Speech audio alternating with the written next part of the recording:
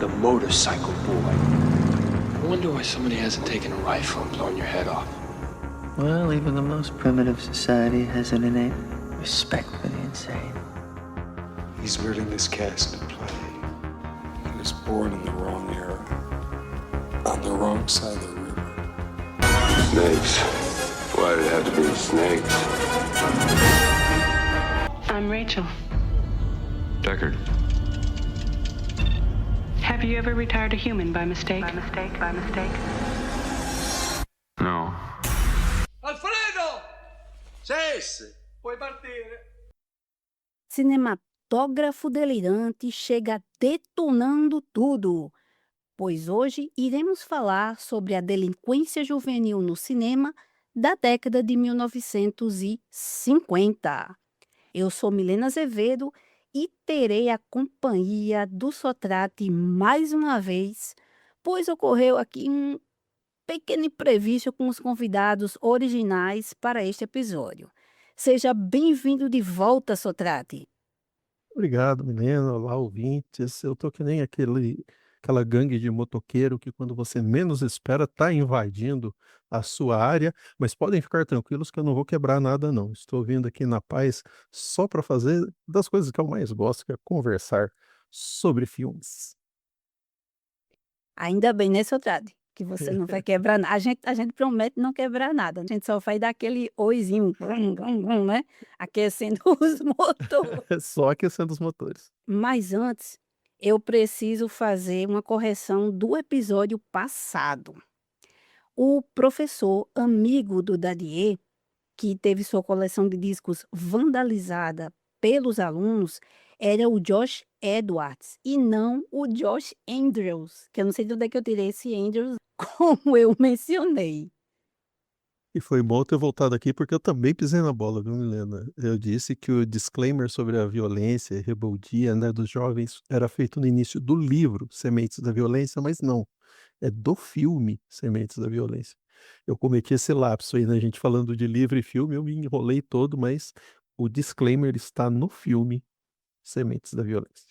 A gente entende, porque foram muitas emoções, né, Sotrate? Nossa, deliciosos, tanto o livro quanto os filmes. Opa! Bom, correções feitas, sem mais delongas, bora falar sobre jovens extremamente perigosos, motorizados ou não, que o cinema exaltou. Bom, filmes sobre jovens perigosos ou problemas adolescentes já existiam ali desde meados da década de 1920, como a gente pode ver em Garotas Modernas, de 28, e Garotas na Farra, de 29. Na década de 1930, temos Maniac, de 34, A Porta da Loucura, de 36, Beco Sem Saída, que é muito bom, tem o Boga novinho, já com cara de velho, mas novinho ainda, e O Garoto das Ruas, ambos de 37, e Anjos de Cara Suja, de 38. Mas foi entre o final da década de 1940 e o início da década de 1950, com adolescentes que cresceram vendo os gangsters atuando tanto nas ruas quanto nas telas, que os jovens desajustados e propensos à violência começaram a pipocar em filmes como Amarga Esperança, de 1948, Almas Abandonadas e O Crime Não Compensa, de 1949, além de Mortalmente Perigosa, de 1950. A delinquência juvenil, né, nas décadas de 1930 e 40, ela estava ligada mais à classe social e ao meio, sendo que os rapazes pobres eram os mais propícios, né, a cometer os crimes. A Warner Bros. Foi o estúdio que mais focou nessa temática. Porém, na década de 1950, com a propagação da psicanálise e a questão do choque geracional, essa visão muda um pouco. Agora é a família, a escola e até a sociedade que podem levar os jovens à delinquência. Em meados da década de 1950, a taxa crescente de criminalidade juvenil colocou o chamado problema da delinquência juvenil no topo da agenda nacional dos Estados Unidos. Gente, até J. Edgar Hoover, o diretor do FBI, classificou o que ele chamava de selva juvenil como sendo tão nefasta quanto o comunismo. Diga aí. Pânico moral, pânico social. Pânicos, é. Ah, no início de 1955, em resposta a uma enxurrada de cartas de pais preocupados, o senador Estes Kefauver, que era um democrata do Tennessee, ele organizou audiências da Subcomissão Judiciária do Senado para investigar a delinquência juvenil nos Estados Unidos e apurar a possível carga negativa que as HQs, a TV e o cinema representavam aos jovens. Sim, gente, para quem está ligado aí nos quadrinhos, foram justamente nessas audiências do Senado que a figura daquele psiquiatra alemão, o Friedrich Wertham, vai se destacar detonando as HQs. No livro Teenagers and Teen Pics, The Juvenilization of American Movies in the 50s, do Thomas Doherty, que a gente citou no episódio passado, nesse livro há trechos do relatório Cinema e Delinquência Juvenil, publicado em março de 1956 pelo Comitê do Kefauver. Podemos ver que os pareceristas, eles ficaram ali, sabe, um pouquinho em cima do muro. Eu vou citar só um trechinho para vocês. Abre aspas. Se o crime e a violência aumentam em nossa experiência social e nacional, os filmes de Hollywood refletem esse aumento em um correspondente crescimento de roteiros que apresentam violência. Isso pode indicar, atualmente, um círculo vicioso no qual o cinema e a televisão absorvem o caráter criminoso das circunstâncias atuais e o transmitem à sociedade, correndo o risco de aumentar o ímpeto do mal prevalecente. Fecha aspas. Outro que volta aqui é o David Considine, né, que a gente já comentou sobre ele no episódio anterior com o seu livro The Cinema of Adolescence. Ele afirma que nenhum outro período da história viu uma tentativa tão sistemática de atrair o público adolescente por meio da representação sensacionalista do crime e da rebeldia juvenil como na década de 50. Considine afirma o cinema não era apenas palco de crimes juvenis, mas também era cada vez mais visto como um estímulo para tais crimes. Isso entra no paradoxo de Tostines, que a gente conhece bem, né, Milena? O pessoal que não conhece é aquele que tinha o seguinte lema: não se sabe se vende mais porque é mais fresquinho ou é fresquinho porque vende mais. É isso aí, é bem nessa pegada, viu, Sotrate? Ó, na época em que Frank Lymon and the Teenagers cantavam I am not a juvenile delinquent, que já era uma contradição, pois o próprio Frank Lymon começou a usar drogas aos 12 anos de idade e antes da fama ganhava comissão para conseguir prostitutas para homens brancos, os filmes pareciam se esforçar para sugerir que, entre os jovens estadunidenses, a delinquência, em vez de ser a exceção, era a regra. E as revistas e os jornais, eles colocavam ainda mais lenha nessa fogueira e atiçavam a sociedade contra os jovens.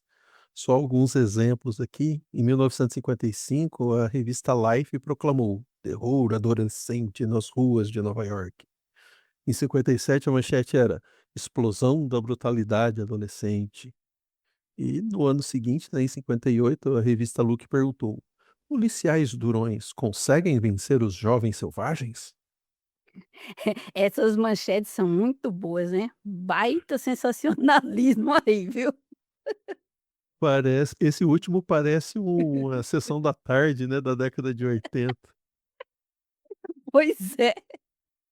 Aí, o Thomas Doherty, ele cita a edição especial da Cosmopolitan de novembro de 1957, que trouxe como matéria de capa a pergunta: os adolescentes estão tomando o poder?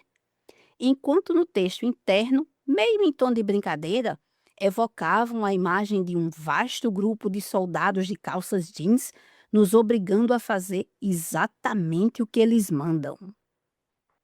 Isso tudo a ver com os filmes que a gente vai ver mais pra frente, né, Milena?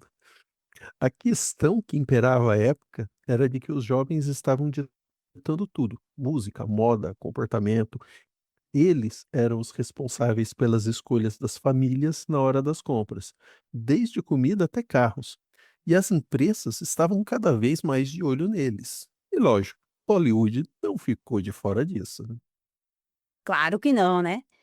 Logo no início da década de 1950, os filmes queriam se aproximar dos jovens e dos seus dilemas. E alguns eles foram de encontro ao Código Reis, chegando mesmo a ser lançados sem ter a sua aprovação.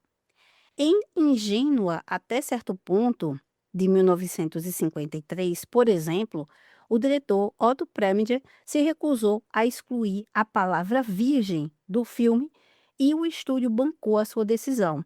Eu até assisti ontem para ver isso direitinho e a palavra virgem ela aparece várias vezes no filme. Eu acho que já como se fosse realmente uma provocação, né? A gente conhece o Preminger, acho que era uma provocação mesmo. Além disso, os filmes feitos para TV e as séries, como Dragnet, abordavam regularmente temas proibidos em Hollywood, como vícios em narcóticos ou sequestros. Só que isso vale para os filmes de estúdio, tá? Os filmes A, porque no caso dos filmes independentes, aí meio que valia tudo. Isso fez com que ocorresse uma grande pressão e em 1956 o Código Reis teve sua primeira revisão. Por isso, a partir de 1956, vemos aí uma maior liberdade e os filmes passaram a explorar temas que antes eram tabus. Como exemplo, eu trago aqui para vocês, tipo, vício em drogas. A gente vai ter O Homem do Braço de Ouro, de 1955, com o Frank Sinatra como protagonista. Caramba, esse filme é muito bom. Tá no YouTube legendado, procurem porque vale muito, muito a pena. E tem também o Delírio de Loucura, de 1956. Aí temos também o primeiro filme a abordar o que seria aí a homossexualidade masculina, que é o Chá e Simpatia, de 1956. O White Trash, que é a pobreza branca, apareceu com O Pequeno Rincão de Deus, de 1958. Aborto estava presente em Amor, Prelúdio de Morte, de 56, que está lá, eu e Gisele comentamos ele na primeira temporada, e Despedida de Solteiro, de 1957. E teve também o Casamento Não Consumado com Boneca de Carne, né, o Baby Doll, o polêmico Baby Doll, de 1956. E só para mencionar o lance de filmes onde havia sequestros, tá?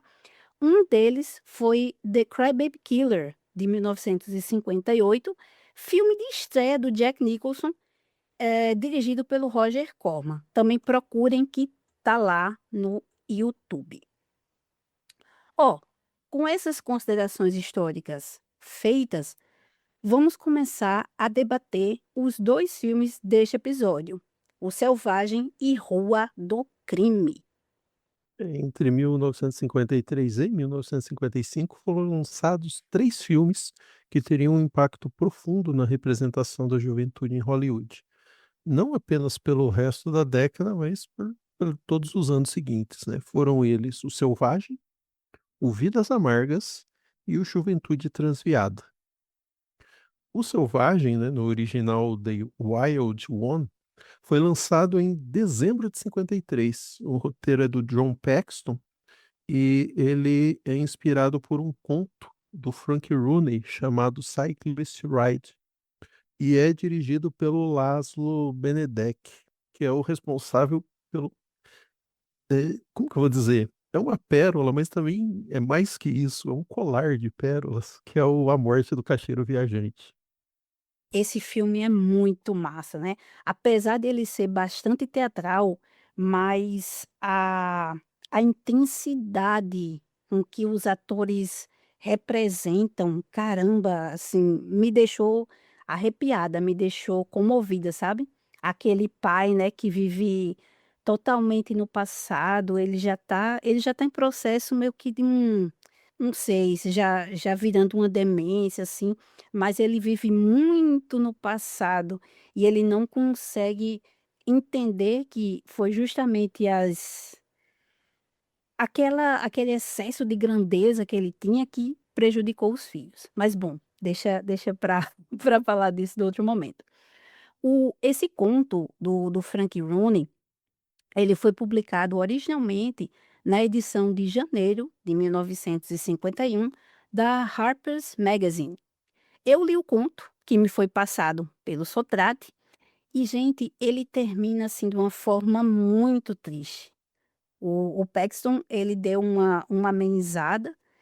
Assim, são duas leituras completamente diferentes, mas o Paxton, ele extraiu do personagem que no conto é o Simpson e no filme é o Johnny, essa coisa desse cara que era o líder, mas era um líder que falava assim, bonito, aparentemente calmo, mas que era um pouquinho cínico, porque na hora de tocar o terror, ele deixava os seus parças, digamos assim, à vontade, para quebrar coisas, para vandalizar, assim, a cidade, aterrorizar as pessoas, sabe?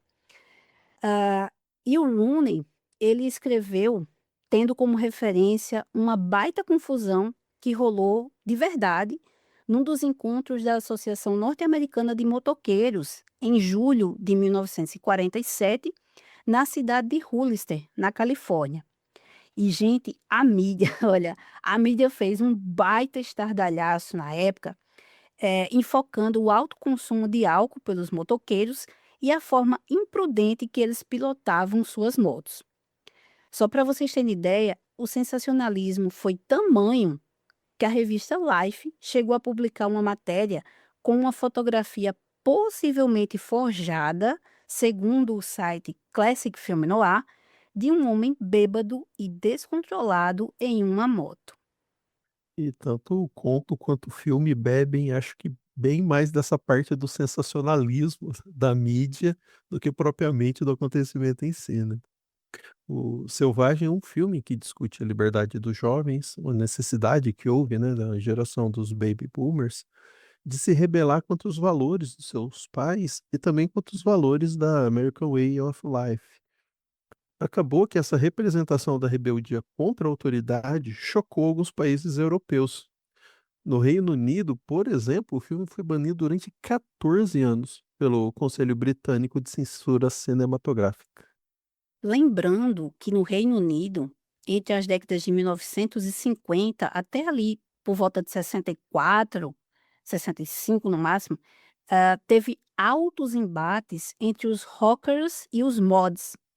E os ingleses queriam evitar a todo custo a exibição de O Selvagem, pois podia ali insuflar os ânimos do pessoal. Por isso, os ingleses só liberaram a exibição de O Selvagem em 1967, mas com classificação indicativa X, que era aquela de 18 anos. E a estreia ocorreu no Columbia Cinema em fevereiro de 1968. Mas dentro dos Estados Unidos também rolou um certo boicote, né, Milena?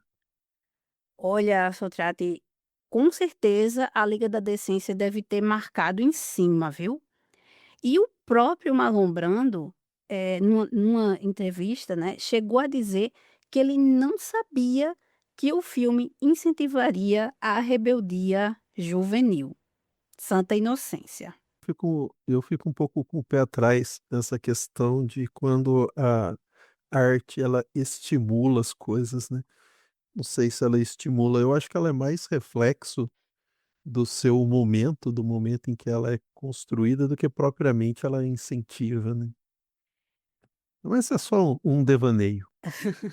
Mas é como o pessoal ali daquelas audiências do Senado, do Kefauver, eles colocam, né, é que assim, você tem a realidade acontecendo, Hollywood vai se aproveitar do momento, da temática, e vai fazer os filmes. Mas a gente também sabe que Hollywood queria vender e tinha os marqueteiros ali.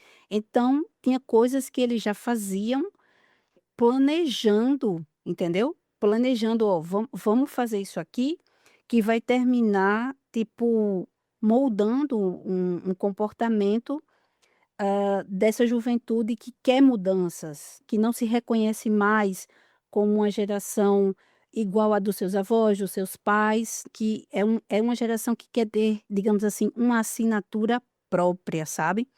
Eu não sei se ainda com o Selvagem, porque ele é um dos primeirões, né, ele é de 53, se ocorreu isso, assim, se porque ainda estava no comecinho. Mas depois a gente vai ver que tem filmes ali que foram feitos para estimular os adolescentes a se comportar de uma certa maneira, sabe. Hey, Pops, thumb me, will you, Daddy-o? Come on, that's it.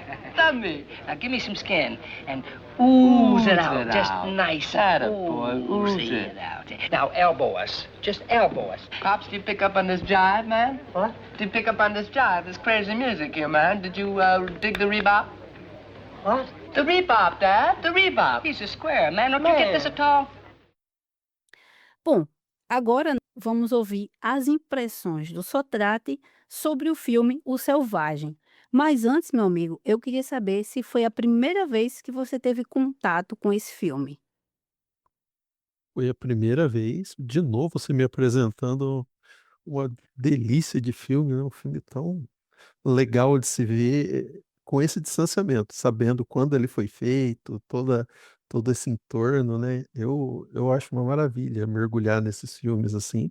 Eu não sabia nada do roteiro, né, eu li o conto depois de ver o filme, então para mim foi só aproveitar mesmo a viagem ali que o diretor nos apresenta.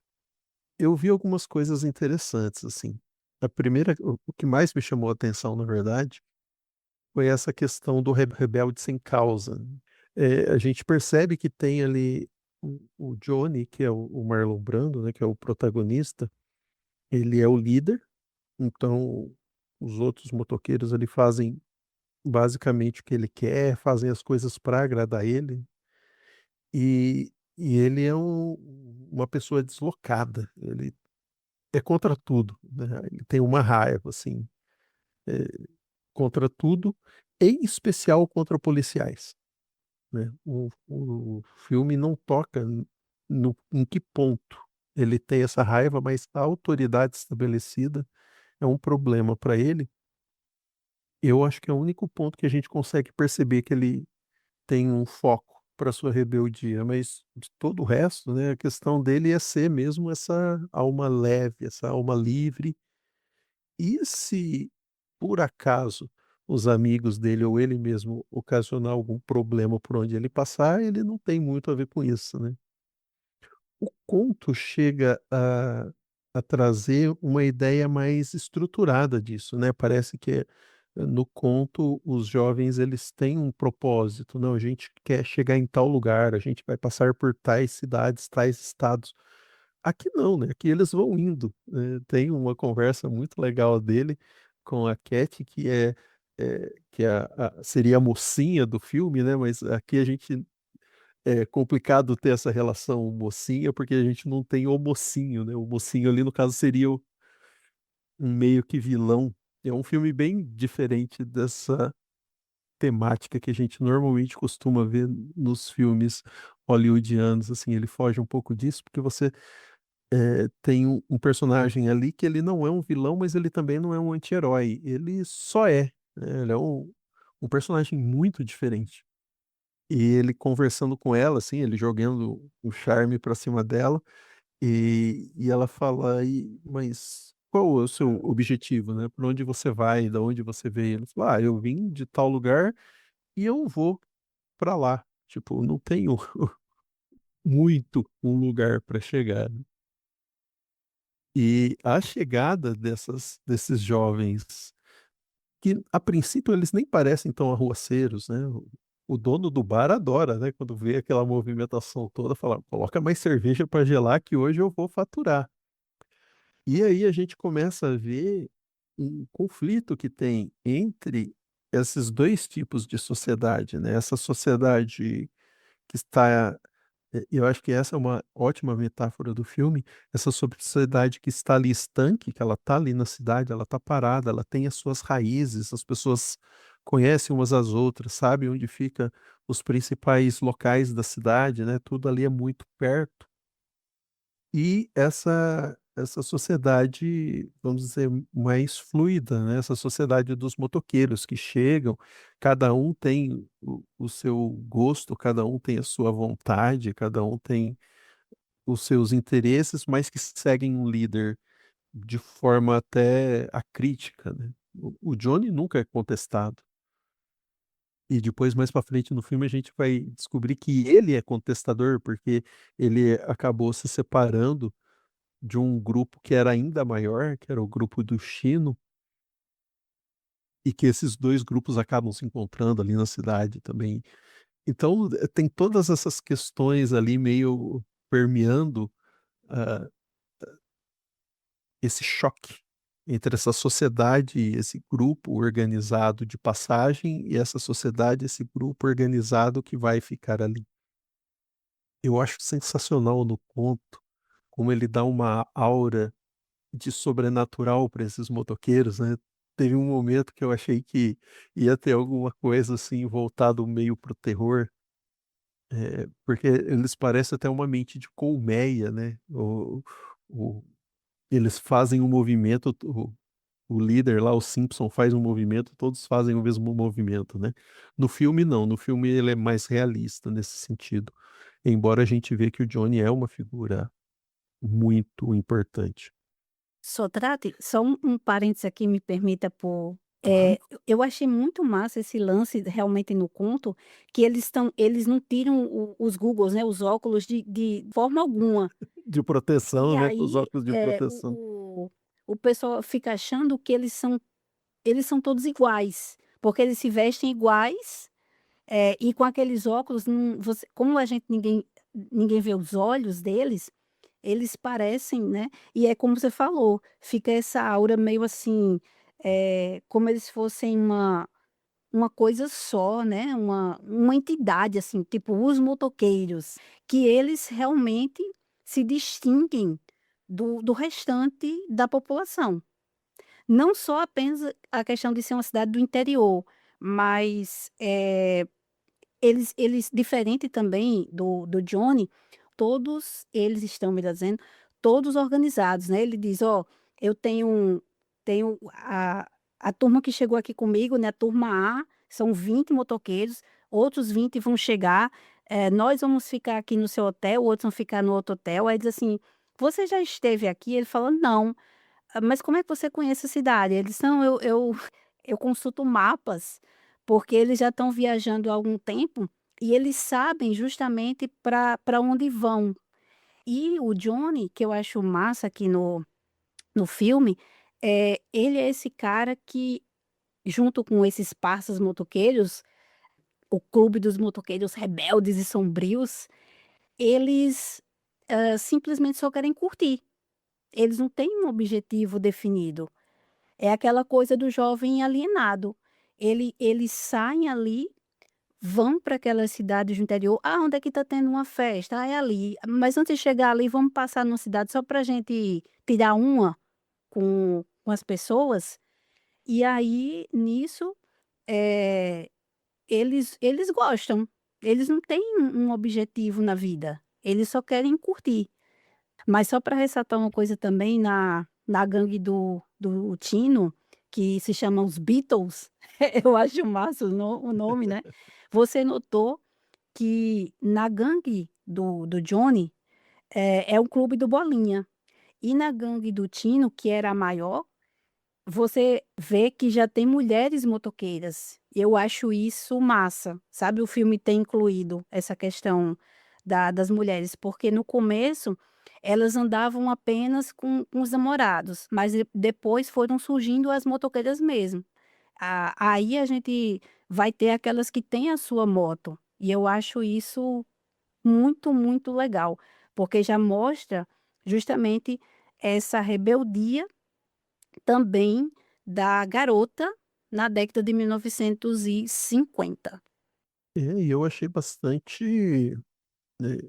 É que eu olho também, de repente, com um pouco de preconceito para a década de 50 nos Estados Unidos. Mas pode ser uma falha de leitura minha, mas me surpreendeu ter uma personagem feminina que tem a moto e ela estava lá conversando, paquerando um dos integrantes desse grupo do Tino, e ela sai e vai atrás do Johnny, né? Então, assim, você vê que é uma mulher emancipada para aquele lugar, né? Ela não é, como que eu vou dizer? Ela não é um acessório, mais um acessório de um dos motoqueiros. Não, ela é uma motoqueira, ela faz parte da gangue, ela tá interagindo ali e ela segue o seu desejo, a sua vontade, né? Ela não é, é, com o perdão aí da expressão, mas ela não é propriedade de alguém, né? É muito interessante isso, foi muito bem salientado, me lembro. Isso. E só mais uma coisinha, a gente também nota, pelo que ela fala, né, como se ela já teve um rolo com o Johnny, ela não é virgem, porque a gente vai ter um episódio para falar sobre a delinquência, juvenil feminina na década de 50, e eu só vou dizer uma coisinha aqui. Vai ser muito, muito interessante como as pessoas pensavam, porque a delinquência juvenil feminina está ligada à sexualidade, e a delinquência juvenil masculina está ligada à violência, à agressividade. E, como você falou, é uma mulher, ela é uma jovem, deve porque aquela gangue ali deles tem em torno de 20 e alguma coisa, eles também não são tão adolescentes, eles já têm seus 25 por aí. E aí você já vê que ela realmente, ela é uma mulher, né, e uma mulher com personalidade. "Tô aqui, sou motoqueira", entendeu? Me relaciono com os caras que eu quero e realmente não é propriedade de ninguém. E é legal porque ela faz um contraponto muito interessante para com a Cat, que é a mocinha esperando o príncipe encantado, né? Esperando o príncipe em seu cavalo branco. Mas se chega um motoqueiro muito bem apessoado e cheio de lábia, a Cat também se interessa, né? E, e o Johnny, ele dispensa essa mulher muito emancipada e ele tem o interesse amoroso dele voltado para Cat. E é bem forte isso. Tem uma cena dessa, né, que ela fala: "Eu sonho com que venha alguém de fora, me olhe, se apaixone por mim e me leve daqui". Então, assim, é legal, é emancipado, mas a gente tem que lembrar, é um filme da década de 50, é um homem roteirizando, é um homem dirigindo, então tem um olhar muito próprio daquela época, né. Eh, e o que eu acho sensacional, e aí quando a gente estuda um pouco mais, né, sobre o cinema, e aí as aulas do professor Fábio, me abriram bastante a visão para muitas coisas, né, e uma delas é a questão do símbolo. E esse filme tem um objeto que é símbolo e que perpassa toda a obra, todo o filme, que é o troféu de segundo colocado numa corrida. Eles roubam logo no comecinho do filme, um dos integrantes lá rouba e dá para o Johnny, e o Johnny ostenta aquele troféu. E é muito legal como o troféu está sempre presente em todos os momentos ali, né. E em como ele no final serve como um desenlace para o filme, como ele representa muito do que o Johnny não expressa, porque o Johnny não vai se expressar, ele é um cara mau, ele é um cara frio, né, ele é da gangue assombrosa, né. Então, ele tem esse lado dele muito fechado, muito, introspectivo, muito, de novo, com o perdão da expressão, muito masculino, né, esse estereótipo do homem forte, que ninguém toca nele, né, que não nenhuma autoridade vai se sobrepor a ele. Aí só trata só mais um parêntese aqui, porque não tem como não lembrar de Erasmo Carlos, né. Eu tenho que manter a minha fama de mal. Não adi Ele Perfeito. ele ele cria essa imagem, essa persona para ele, e ele fica com ela. E quando ele está conversando com a Kathy, principalmente naquela hora ali que ele a salva, como realmente se fosse um príncipe encantado, ele chega ali na moto, né, tira ela ali dos outros motoqueiros que estão fazendo uma brincadeira ali com ela, apavorando ela. E aí, no mesmo instante que ele é um príncipe encantado, logo na outra cena ele já, tipo, ele já tá ali quase querendo violentá-la.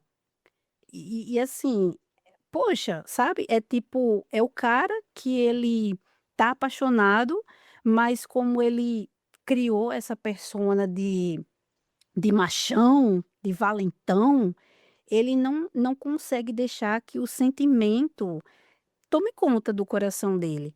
Então, ele não consegue dizer para ela o "eu te amo". E eu acho massa, porque realmente o troféu vai simbolizar o "eu te amo".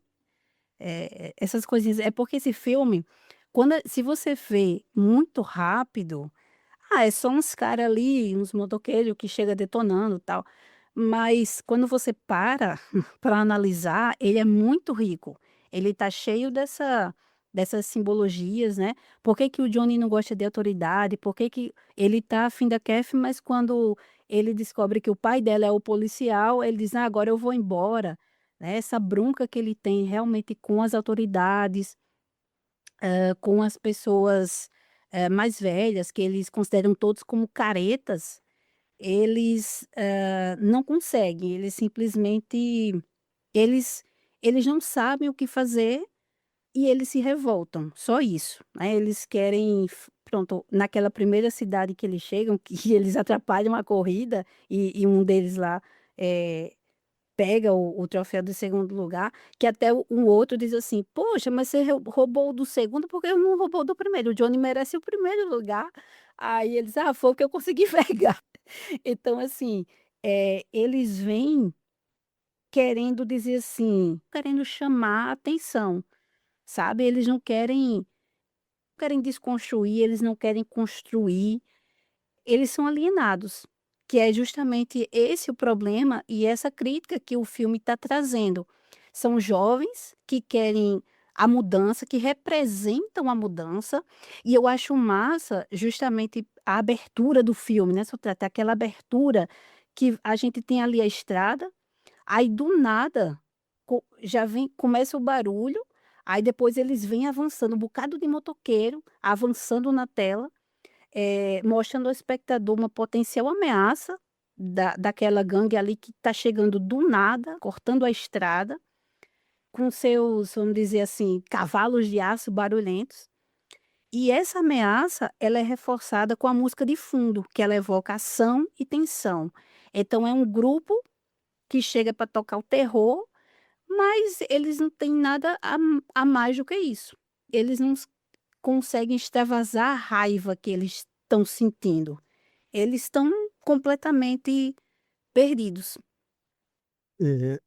Eu fiz uma analogia, assim, né, trazendo para os nossos dias, esse grupo do Johnny me parece muito esses grupos de internet, né. Tipo, os jovens se reúnem ali, e aquele grupo acaba sendo um lugar de pertencimento, um lugar de acolhida, mas que de alguma forma também vai apagando um pouco a individualidade deles, né, vai reforçando uns comportamentos meio autodestrutivos, vai afastando eles da família, da sociedade. E quando o líder é ruim, acaba cometendo crimes, acaba se machucando, acaba machucando outras pessoas, né. Então parece muito isso. E o filme, além de trazer isso, né, você percebe que eles estão ali naquela bolinha deles, né, eles vivem aquele mundinho deles. No máximo, eles têm uma possibilidade de relacionamento com outro grupo que também são de motoqueiros e do qual eles já fizeram parte em algum momento, né. Então, a gente percebe que, assim, a diversão deles é muito deles, né, tipo, quem olha de fora, tem até essa passagem, né, de 2 mulheres, uma mais moça, uma mais velha, que estão com eles ali no bar e no começo elas acham até divertido, né, esse jeito deles despojado. A partir do momento que eles vão ficando mais bêbados, eles começam a se soltar mais, se sentir mais em casa, vamos dizer assim, e aí eles começam a extrapolar, fazendo as coisas que eles acham engraçado. E aí eles praticamente destroem um salão de beleza lá, né. Então tem essa questão. E também tem a questão dessa sociedade que não consegue acolher esse grupo, né, ela não consegue absorver a a parte boa deles, que é a força, que é o interesse, que é a disposição, que tem esse motor propulsor que é esse, eu não sei nem que se é uma raiva, na verdade. Eu não consigo encontrar muito um motivo para essa rebeldia, mas ela é muito forte. Tanto que faz eles cruzarem o país, né, eles saírem em direção a algum lugar que nem mesmo eles sabem. Mas a sociedade não consegue usar isso a favor deles mesmos e da própria sociedade. Então tem um embate ali. Esse embate, ele é inevitável. Porque eles, acabam aprontando ali com o motorista, né, fazendo ele bater, mas não dá nada demais ali, só um rapaz machuca a perna, um dos motoqueiros. E depois tem um dos moradores que joga o carro em cima dos motoqueiros. E aí tem um acidente e esse policial vai e prende só o motoqueiro, não prende o cara que o morador que ocasionou o acidente. E o motivo é muito interessante, né, o pessoal da cidade chega para ele e fala assim: "Ó, você não pode prender o nosso amigo aqui, porque ele é morador da cidade. Esses motoqueiros vão embora amanhã, o nosso amigo vai ficar aqui, né, não vai ficar bom para você". Então a gente percebe também como que essa força social age ali, muito acima do policial. E aí tem uma conversa da Kathy com o Johnny que é sensacional, e aí a gente vê que ela também não é aquela mocinha que tem a cabeça nas nuvens esperando o príncipe encantado, embora no começo se apresente assim. Ela tem uma leitura de mundo tão profunda, que ela olha para o Johnny e fala assim: "Johnny, você é igual ao meu pai, vocês estão representando papéis que não são quem vocês na verdade são. Isso tá, não gruda em vocês esse papel. Meu pai não é policial. Ele quer agir como policial, mas não consegue. Ele é levado pelas circunstâncias.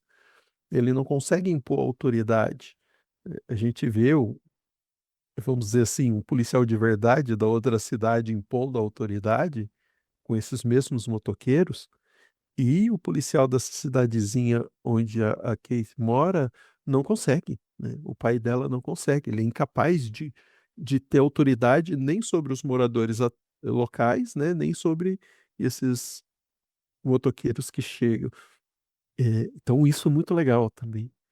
E esse embate entre um morador e o motoqueiro, e só o motoqueiro ser preso, acaba levando a ao confronto realmente agressivo, né, os moradores tentando, linchar os motoqueiros que chegaram ali, e no meio dessa briga toda, um dos personagens mais fofinhos do filme, né, o senhorzinho que atende no bar lá, acaba sendo atropelado e morre.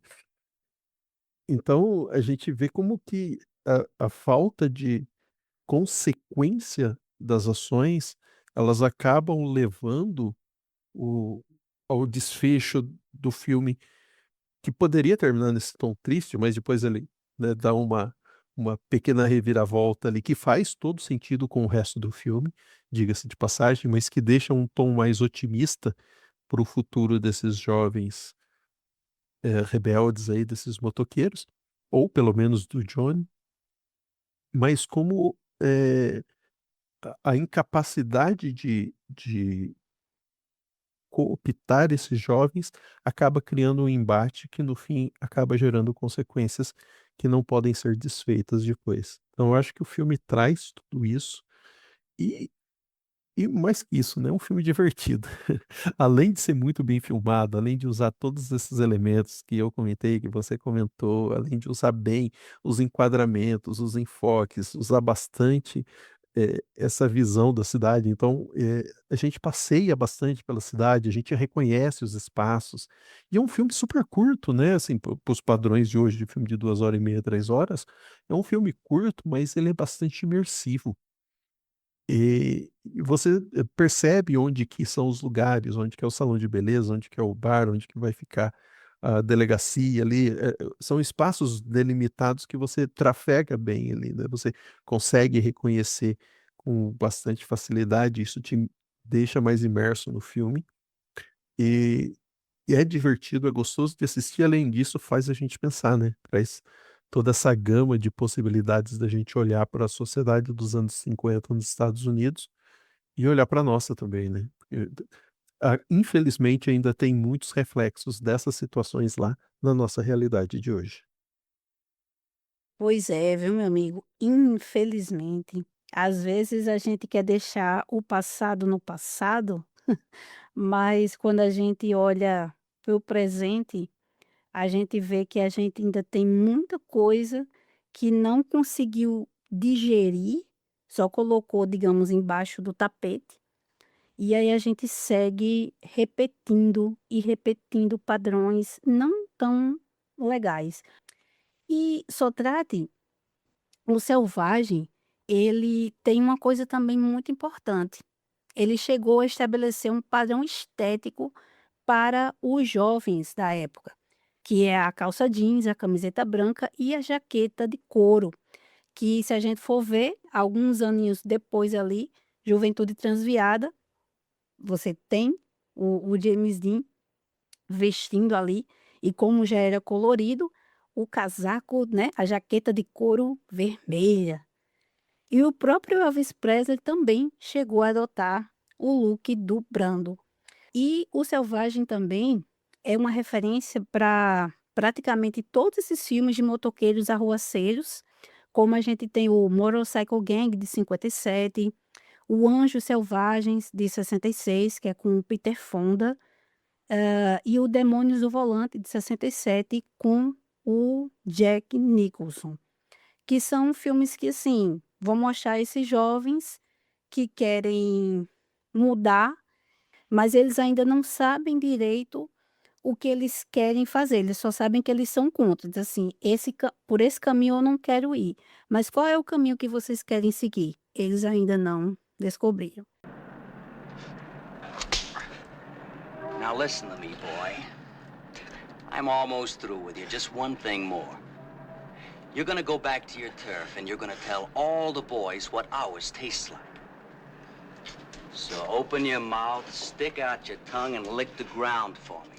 Chegou a hora de falar sobre Rua do Crime, no original Crime in the Streets, filme lançado em junho de 1956, com o roteiro do Reginald Rose e direção do Don Siegel, que engatou Rua do Crime logo após Vampiros de Almas, um filme do qual eu sou muito, mas muito, muito fã. A história de Rua do Crime, escrita pelo Reginald Rose, ela foi originalmente exibida na TV em 8 de março de 1955, como um episódio da antológica série The Elgin Hour, veiculada pela ABC, com direção de Sidney Lumet. John Cassavetes, Mark Rydell e Will Kuluva faziam parte do elenco original. Eu cheguei a assistir esse episódio, tem disponível inclusive no YouTube, para quem quiser. É bem interessante, porque como é uma série patrocinada, né, tem bastante propagandas dessa Eugene aí, e de eh, joias e relógios. É bem interessante ver como funcionava essa questão e esse recorte que tem no YouTube traz toda essa parte, né, não só o telefilme, mas também as propagandas. O Sidney Lumet, que dirigiu, né, esse episódio, inclusive ele foi sondado pelo produtor Vincent Finelli para dirigir a versão para o cinema, mas o filme acabou mesmo nas mãos do Don Siegel, que utilizou a ampliação de algumas sequências da versão original como recurso para adaptação, e também teve a ideia, junto com o Finelli, de usar apenas um cenário para cenas externas, né, cortando os custos e reduzindo o tempo das filmagens. A única exceção do cenário das externas foi a cena de abertura, que mostra as duas gangues rivais brigando. Ah, e o outro futuro diretor que esteve na equipe dessa adaptação foi simplesmente o Sam Peckinpah, que é creditado como preparador de diálogos. Oh, mas esse detalhe pode passar despercebido, viu, Sotrate? Porque nos créditos consta David S. Peckinpah. Que coisa, né? Sobre o roteiro do Reginald Rose, a adaptação para o cinema precisou passar por algumas alterações para ser aprovada pelo tal Código Reis. Por exemplo, a violência e a duração das brigas entre as gangues na sequência de abertura foram diminuídas. As armas brancas, como as facas e as garrafas quebradas, foram quase todas eliminadas. E atenção, que lá vem spoiler. Foi necessário trocar o assassinato do Sr. McAllister para apenas uma intimidação, com a inserção de diálogos para deixar claro que os garotos que se opuseram ao assassinato não eram covardes. Milena, agora contigo. O que você tem a dizer para nós sobre Rua do Crime? Olha, Sotrate, eu fiquei bem curiosa com esse filme quando eu li sobre ele. Aí eu comecei a pesquisar na internet, consegui achar o filme, mas não tinha legenda em português. Aí, o que é que foi que eu fiz? Eu me senti na obrigação de traduzir. Enfim, cinéfila, né? E pesquisando também sobre o tema, eu tinha que conseguir também passar para o pessoal já traduzido, com a legendinha legal. Como você já mencionou, Rua do Crime abre com uma luta entre duas gangues rivais, os Hornets contra os Dukes. O motivo da briga já deixa entender que essas lutas elas eram constantes. Os Hornets foram a desforra dessa vez porque Lenny foi feito prisioneiro dos Dukes anteriormente e eles queriam pegar alguém dos Dukes para dar uma lição.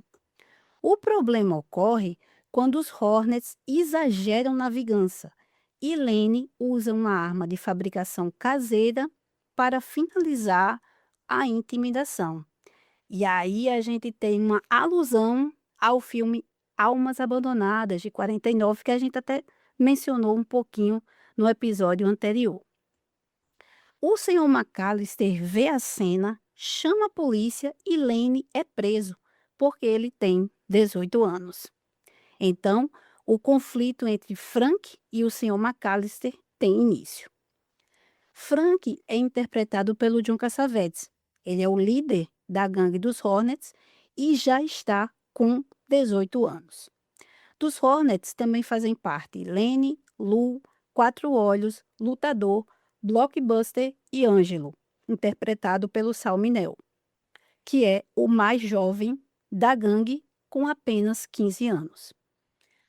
Eles são jovens confusos, violentos e hostis, praticamente extensões de James Dean e Marlon Brando. O Mineu, inclusive, alcançou fama com Juventude Transviada. Ele era o Platão.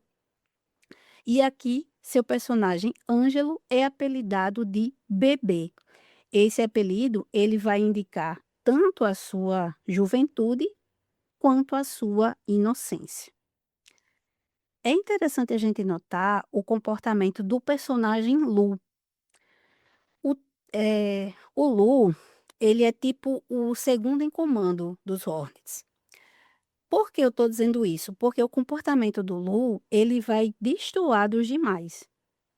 O Lou, ele é um sociopata dissimulado.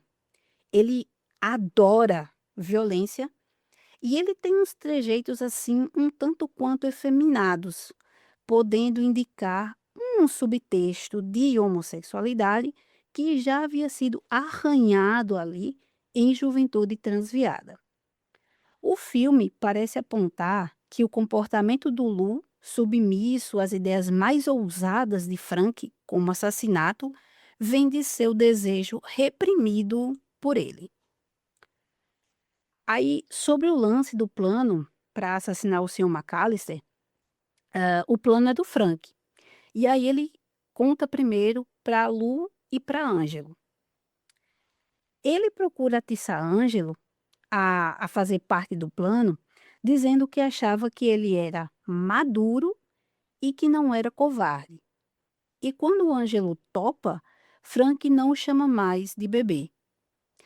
Por outro lado, Frank fica desolado ao informar seu plano aos demais membros dos Hornets e ninguém topar. De todos, aquele que fica mais eufórico com o plano é Lu. Assim, os olhinhos dele ficam brilhando, sabe? Aquela pessoa que, tipo assim, poxa, eu vou assassinar alguém ou eu vou ajudar a assassinar alguém. Você vê que ele tem ali um. Ele tá gostando, ele tem prazer nesse lance, sabe? Aí eu volto pro Thomas Doherty, que ele lembra que nos filmes de adolescente, a verdadeira medida da inadaptação é a reação dos outros adolescentes. Ou seja, Frank e Lu, eles estavam ali sedentos de sangue. Eles queriam se vingar do Sr. McAllister matando ele. E o resto da turma diz: não, não, não conta comigo, eu vou ali fazer uma coisa, sabe? Eles vão saindo de fininho, eles não querem conversa. E o Ângelo, ele vai topar assim meio, ah, o Frank confiou em mim, o Frank vai precisar da minha ajuda, que é justamente aquele é o caçula ali do grupo, ele só tem 15 anos, e ele também quer mostrar para o pai que ele está crescendo, que ele não é mais uma criança, então ele meio que topa assim no tipo no susto, né. No seriado, essa parte é bem interessante, né? O seriado já começa deles discutindo como que eles vão fazer para matar o Sr. McAllister, né? Hum. E, e tem essa parte dele ficar chamando o Ângelo de bebê.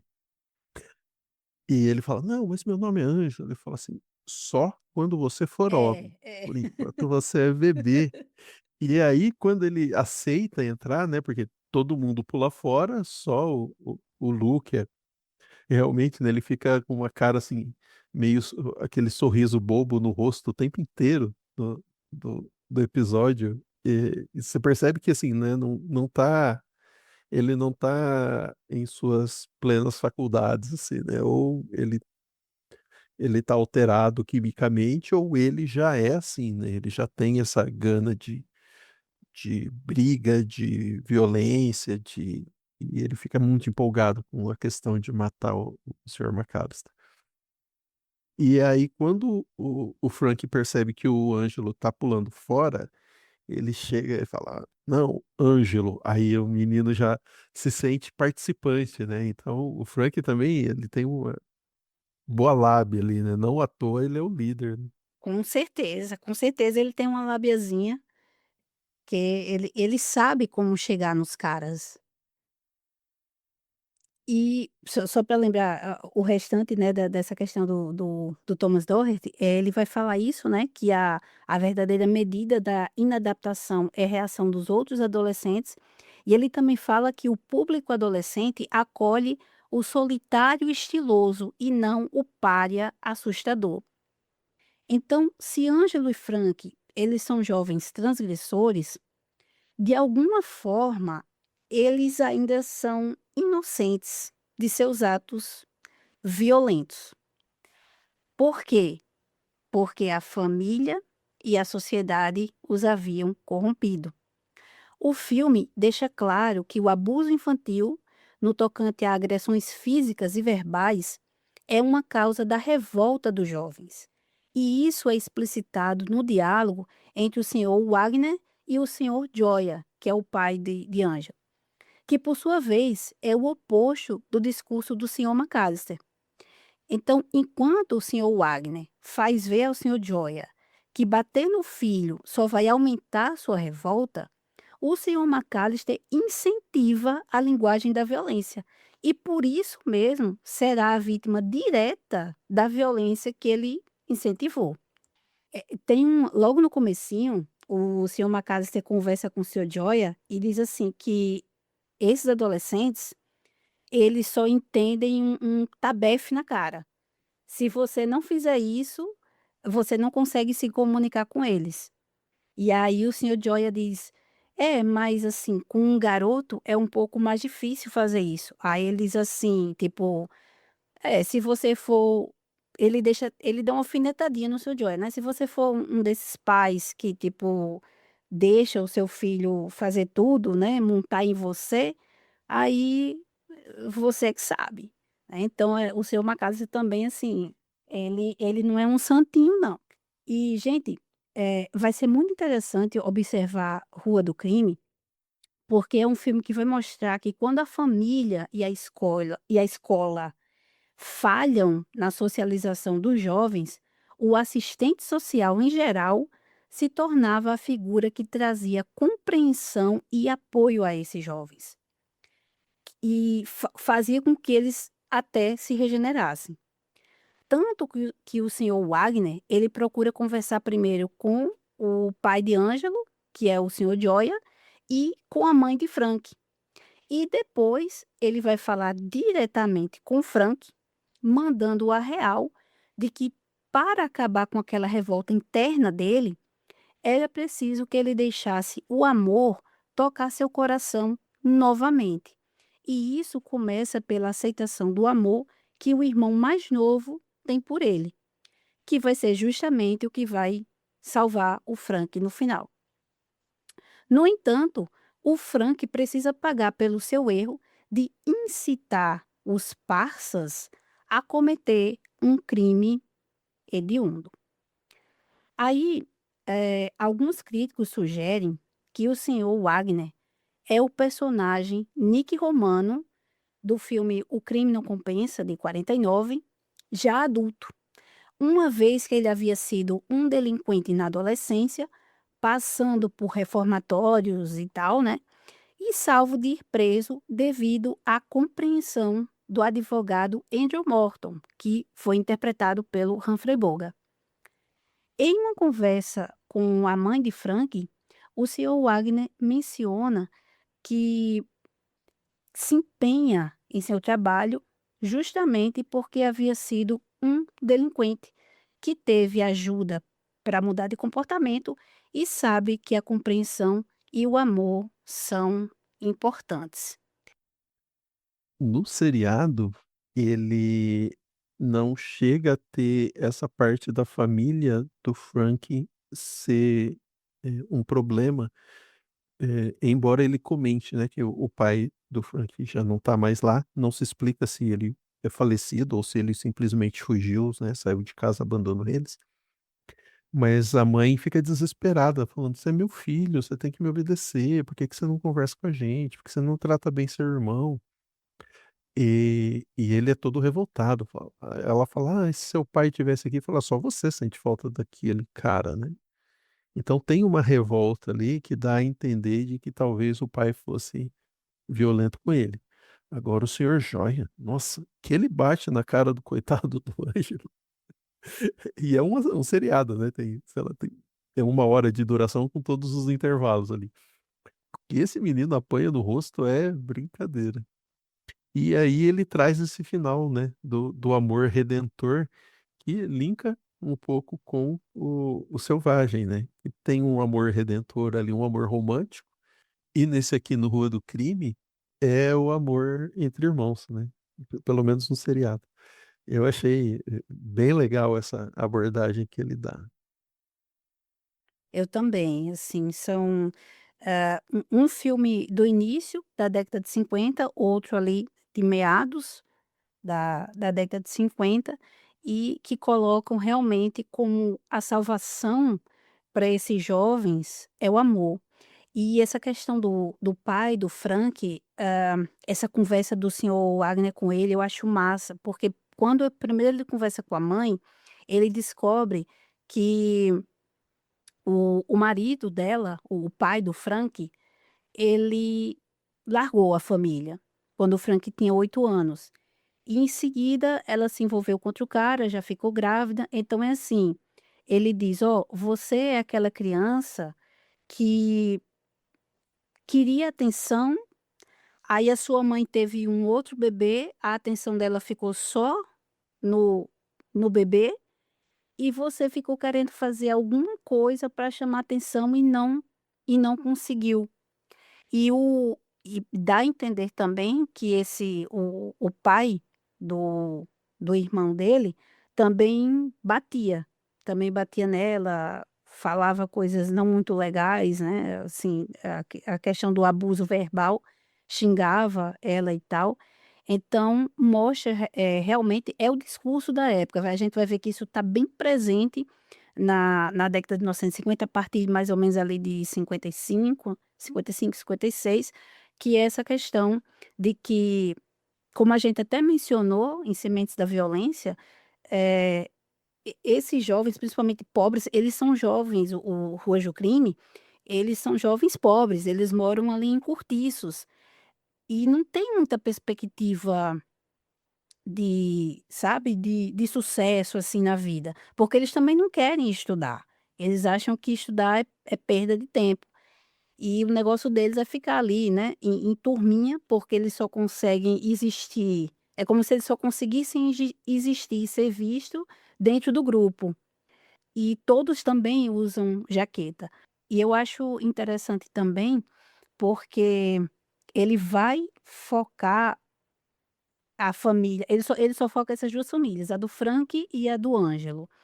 E a mãe do Ângelo e a mãe do Frank, como você citou aí, do telefilme, da série, ela também, ela questiona ele. Sim, e eu não sei se isso estava na série, no episódio lá da série, mas no filme o Frank ele não suporta ser tocado por ninguém.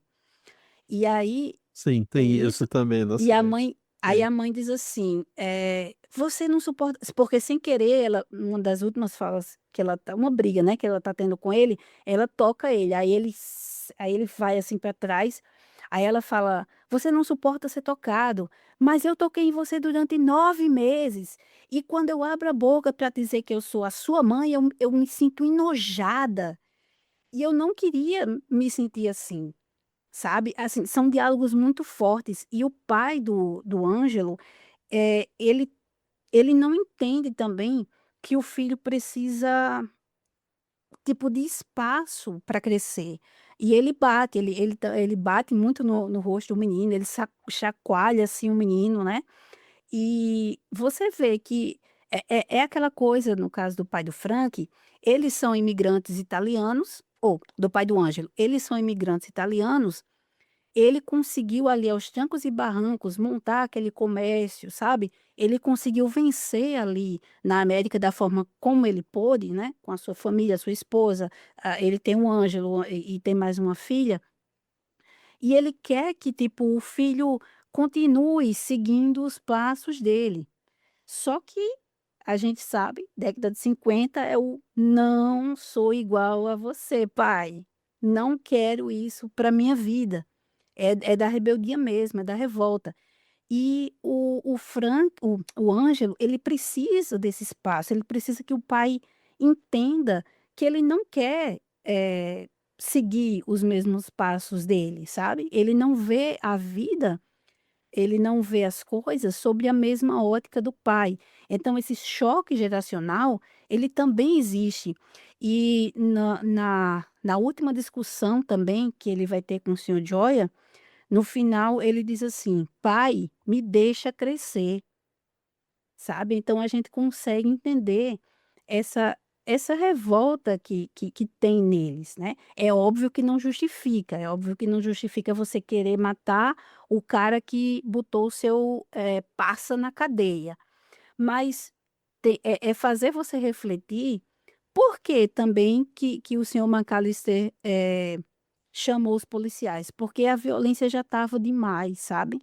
Então, às vezes as pessoas elas aguentam até um certo ponto, aí quando extrapola, tem que vão ter que tomar uma providência, mas não é através da violência como o senhor McAllister pensava, sabe. A saída é justamente o amor. E é muito bonito porque o senhor Wagner, o assistente social, eh, ele tenta primeiro ele tenta conversar com o Frank, aí depois é só o Frank que fala, aí depois ele volta para conversar, aí o Frank diz assim: Que você está aqui? Eu não já falei com você?" Aí ele fala: "Justamente, você só falou e eu ouvi, agora chegou a hora de eu falar." E aí ele diz assim: "Poxa, já passou muito das 6, por que que você ainda se importa aqui comigo?" Aí ele fala assim: "Porque, eu quero ver se eu consigo, tipo, abrir os seus olhos, se eu consigo ver você entender por que que você está agindo como você age e você se libertar dessa imagem também, porque ele também vai criar essa carapaça de cara durão, de cara machão, que ele criou e ele acredita que é só assim que ele também vai conseguir o respeito dos outros, que é o mesmo caso, do Miller em Sementes da Violência. Ele cria uma imagem, porque ele é um cara pobre e negro, então ele tem que criar tipo uma persona para fazer com que os colegas, eh, gostem dele, que sigam ele. Então eu acho muito muito massa a gente conseguir, eh, analisar esses 2 filmes, né, dos motoqueiros rebeldes e dos caras rebeldes de um bairro pobre que estão ali, e eles vivem só para provocar a gangue rival e eles não conseguem também pensar em nada mais. Eles só querem aquele presente ali. Eles só querem mostrar que eles são diferentes, que eles podem amedrontar os outros, que em grupo eles são mais fortes. E quando o senhor Wagner abre os olhos do Frank e diz: "Ó, sabe, vamos acordar para a realidade, vamos se tocar, né, vamos crescer." E aí é bacana, porque eu não sei se realmente no na TV é assim, né, no final, ele não mata o senhor McAllister, mas o senhor Wagner aparece e ele nem fala com o Frank, né, o Frank sabe que precisa se entregar à polícia, sabe, é só no olhar. Eu acho muito muito bacana isso, porque muitas vezes, né, o silêncio e o gestual, eles falam muito mais, né, e fica muito mais, enriquecido ali, porque a gente entende que o Frank captou a mensagem. Doeu para ele, porque ele queria realmente ter metido a faca no seu McAllister, mas ele entendeu. E aí ele também, por tabela, salva o irmão, porque o irmão tem 10 anos e ainda tem uma certa inocência. E se o irmão visse o irmão mais velho matando ali a sangue frio, como é que ficaria a cabecinha dele, sabe? Então o irmão também suplica, né? "Frank, né, larga essa faca, não mate." E ele larga a faca, né, aí ele vem pegar o irmão, ele quer, descontar a raiva dele no irmão, e aí depois ele se toca: "Poxa, é o meu irmão que me ama, que quer conversar comigo porque ele acredita que eu sou a figura mais importante da vida dele, e eu não estava dando bola para ele. Poxa, né, ele me admira, e eu não estava nem aí para ele. Então vamos mudar e é através do amor, né."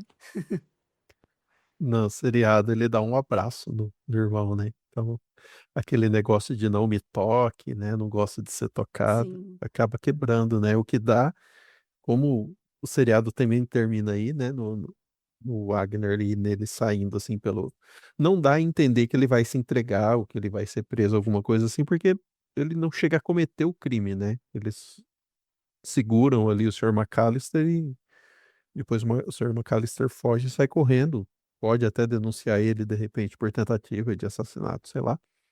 Mas o seriado não deixa isso muito evidente, assim. No filme, Mas, no filme o senhor McAllister corre para o policial, então assim, o senhor Wagner uhum, vai lá no beco, olha para o Frank, e aí o Frank sabe que ele precisa se entregar, né, porque foi uma tentativa de assassinato. uhum, Então, é, né, vamos sim, sim. responder aí eh, pelo quase crime, né, pela tentativa, porque Assim, foi um crime, é, né? Ocorreu um crime de alguma forma, isso. né? Não foi tão sério, mas foi um crime. E o seriado, acho que por ser menor, ele não chega a esse ponto. Mas é legal, né?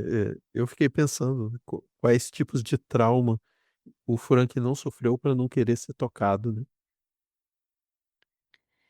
Bom, Sotrate, já podemos vestir nossas jaquetas, subir nas nossas motos e pegar a estrada? Bora? Vamos aqui, encher o tanque, verificar se na próxima cidade tem um bom cinema para a gente assistir um bom filme e uma pracinha confortável para a gente sentar depois e conversar sobre ele, né, menina? Porque senão não tem graça. Com certeza. E ó, para não dizer que Hollywood teve sempre má vontade com os rebeldes sem causa, o David Considine nos lembra do filme No Labirinto do Vício, no original The Young Stranger, de 1957, dirigido por quem? Pelo John Frankenheimer. O Considine afirma ter sido este filme um dos poucos exemplos positivos de Hollywood à temática de delinquência juvenil. Isso porque o protagonista Hal Dittmar não apenas se vê incompreendido pelos pais, mas também acredita ser vítima de uma conspiração adulta que visa torná-lo e também a todos os outros jovens infelizes. Embora a família de Hal tenha uma vida financeira estável, este cenário o torna um potencial delinquente. Porém, a gente vê que tanto a mãe quanto o pai do garoto, eles têm problemas. Eles têm muita dificuldade em se comunicar um com o outro. E essa dificuldade também é passada na comunicação com o filho.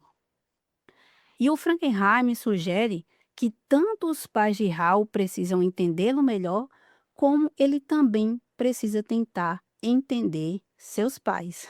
E aí é engraçado que esse filme ele transita ali numa vibe meio Tóquio, aquela antiga banda do Supla, com a música Humanos. Aí vocês procuram, tá? Porque eu não vou cantar aqui, nem posso botar a música, né, por causa dos direitos e da Legião Urbana com Pais e Filhos. Para quem quiser conferir, esse filme tá no YouTube legendado.